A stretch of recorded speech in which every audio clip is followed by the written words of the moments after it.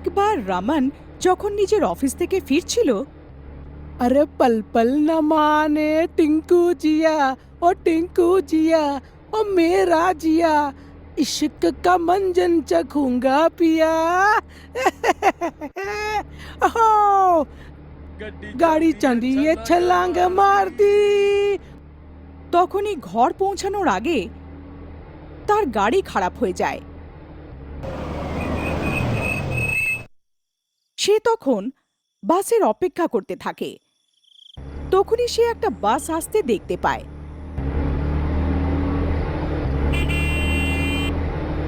আর সে খুশি হয়ে যায়। রামান বাসে চড়ে যায় আর টিকিট নেয় না।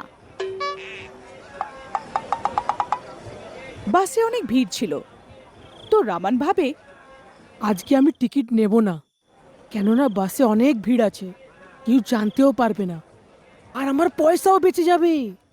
কষ্ট করে কন্ডাক্টর যখন টিকিটের জন্য পেছনে যেত, তো রামান আগে চলে আসতো, আর কন্ডাক্টর সামনে আসলে রামান পেছনে চলে যেত। এইভাবে সে টিকিট না নিয়ে অনেক খুশি ছিল। কিছুক্ষণ পরে রামানের কিছু আলাদা অনুভব হয়, যেন তাকে কেউ ভয় দেখাচ্ছে।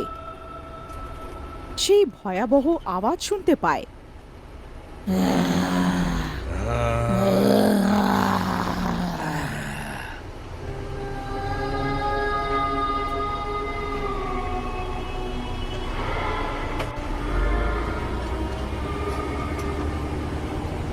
কিছুক্ষণ পরে বাস একটা স্টপেজে দাঁড়ায়। তখন রামান সেই বাসের ড্রাইভারকে জিজ্ঞেস করে, আমি এই বাসে ভয়ানক আওয়াজ কেন পাচ্ছিলাম? এমন কি আছে এই বাসে? ড্রাইভার তাকে বাস কন্ডাক্টরের গল্প শোনায়। এই বাসে একবার এক কন্ডাক্টরকে মেরে ফেলা হয়েছিল। কে আর কেন মেরেছিল ওকে? এটা সেই সময়ের কথা, সেই দিন আমরা বাস হিমালয়ের দিকে নিয়ে যাচ্ছিলাম। রাত অনেক হয়ে গেছিল, ঠান্ডাও অনেক ছিল। সেই সময় তো কুয়াশার জন্য সব আবছা আবছা দেখা যাচ্ছিল। তো আমরা দুজন বাসটা আস্তে আস্তে নিয়ে যাচ্ছিলাম। তখনই চারটে লোক জঙ্গি বাসে উঠে পড়ল। দিন, আপনি আপনার টিকিটের পয়সা দিন। কন্ডাক্টর যখন টিকিটের পয়সা চায়, তো ওরা দেবে না বলে। আর এই কথাতে কন্ডাক্টরের তাদের সঙ্গে ঝগড়া হয়ে যায়। সবাই অনেক রেগে যায়। চলো নামো আমাদের বাস থেকে, আমরা তোমাদেরকে এই বাসে বসতে দেব না। কেন আমায় বসাবে না? আমরা তো এই বাসেই বসে যাব। তুই এখন যা করবি করে নে। কি করবে তুমি? আমাকে মারবে নাকি? এই ফালতু কথা বলবি না, না হলে এই চাকু দেখেছিস, একবারে পুরো শেষ করে দেব। চুপ করে গিয়ে পালা এখান থেকে, না হলে মরে যাবি। আমাদের সঙ্গে লাগিস না। চল চল, এই রোয়াব অন্য কাউকে দেখাবি। এখন নাম এখান থেকে, না হলে পুলিশকে ডেকে দেবো। তোমরা মস্তান হবে নিজের ঘরে, এইখানে ভয় পাইও না। গরমা গরমিতে ঝগড়া লেগে যায় আর ব্যাপারটা মারপিটে পরিণত হয়। বাস দাঁড় করাও, এই জঙ্গি বাসে ঢুকে পড়েছে আর টিকিট না নিয়েই বসতে চাইছে। যদি বাস দাঁড়ালো তো তোমরা সবাই এখন মারা যাবে।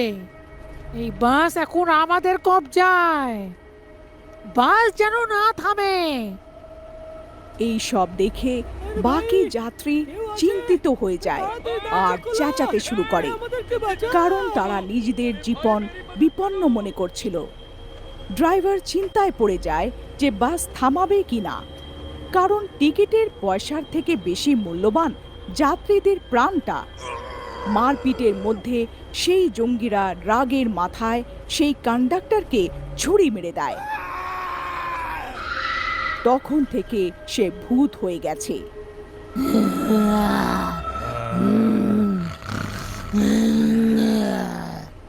আর তখন থেকে তার আত্মা এই বাসে থাকে।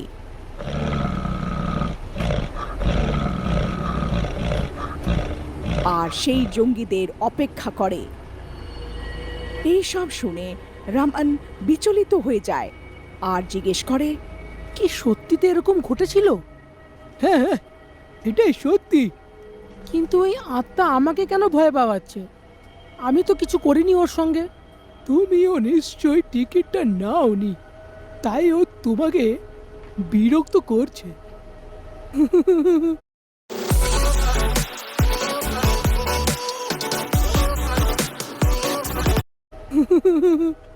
হ্যাঁ হ্যাঁ, আমিও টিকিট নিইনি।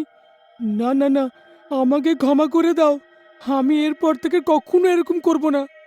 হে রাম, আজ তো বেঁচে গেলাম আমি। কিছুদিন পরে যখন সেই ভুতুড়ে বাস সেখান থেকে যাচ্ছিল, তখন সেই 4টে ছেলে ওই বাসে চড়ে। परदेसी परदेसी जाना नहीं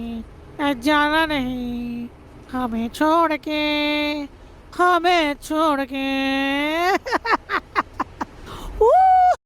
আর সকলকে বিরক্তও করে।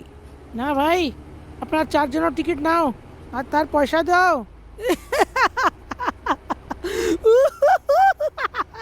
বলে কি না পয়সা দাও ভাইয়েরা।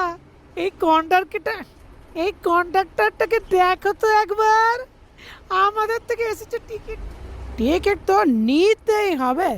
কন্ডাক্টর আর সেই জঙ্গিদের মধ্যে কিছুক্ষণ কথা কাটাকাটি হয়, আর সেই ভুতুড়ে কন্ডাক্টর সব শুনছিল আর দেখছিল। আজ আমার শিকারি আমার হাতেই মারা যাবে। আর সেই ভুতুড়ে কন্ডাক্টরের আত্মা সেই কন্ডাক্টরের মধ্যে ঢুকে যায়। তার চোখ একদম লাল লাল, মুখ অনেক ভয়ঙ্কর, আর অনেক বড় দাঁত আর নখ হয়ে যায়। চেহারাটা ভয়ঙ্কর হয়ে যায়, আর সে নিজের ভুতুড়ে রূপে এসে যায়। এইসব আমরা কি দেখছি? এইটা কি জিনিস? এই কখনো ভূত ভূত মনে হচ্ছে। এ তো আমাদের মেরেই ফেলবে। বাঁচাও বাঁচাও, কেউ আমাদের ভূতের থেকে বাঁচাও। মনে করো সেই দিন, যেদিন তোমরা সবাই আমাকে এই বাসে চাকু দিয়ে এক এক করে মেরেছিলে।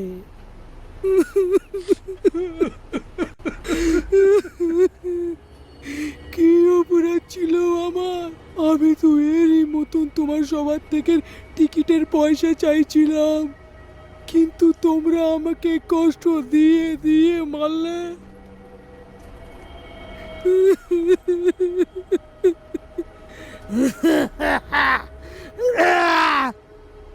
আজ আমি তোমাকে জ্যান্ত ছাড়বো না। না না, এরকম করো না, আমাদের ক্ষমা করে দাও। আমরা এরপর আর কোনোদিনও করবো না। এখন তোমরা আমার থেকে কোথায় বেঁচে যাবে? পালাও পালাও, কোথায় পালাবে?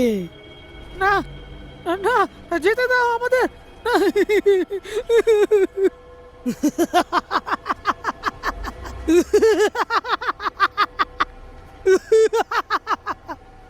বাস চলতে থাকে, আর সেই ভূত সেই বদমাশদের রেহাই দেয় না, তাদের অনেক মারে।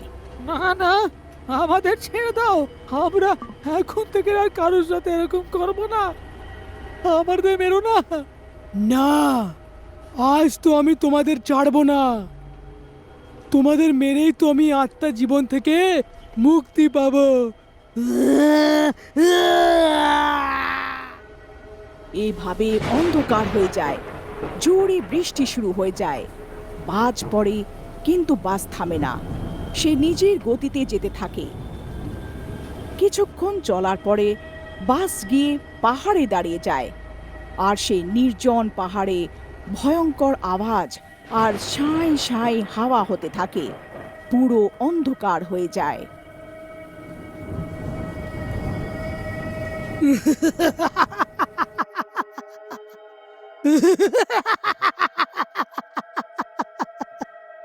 আর সেই ভুতুড়ে কন্ডাক্টরের আত্মা সেই বাস কন্ডাক্টরকে ছেড়ে দেয়, আর সেই বাস কন্ডাক্টরও অনেক খুশি হয়, আর সেই বাসও ভুতুড়ে কন্ডাক্টরের আত্মার থেকে মুক্তি পেয়ে যায়, আর সকলে অনেক খুশি হয়।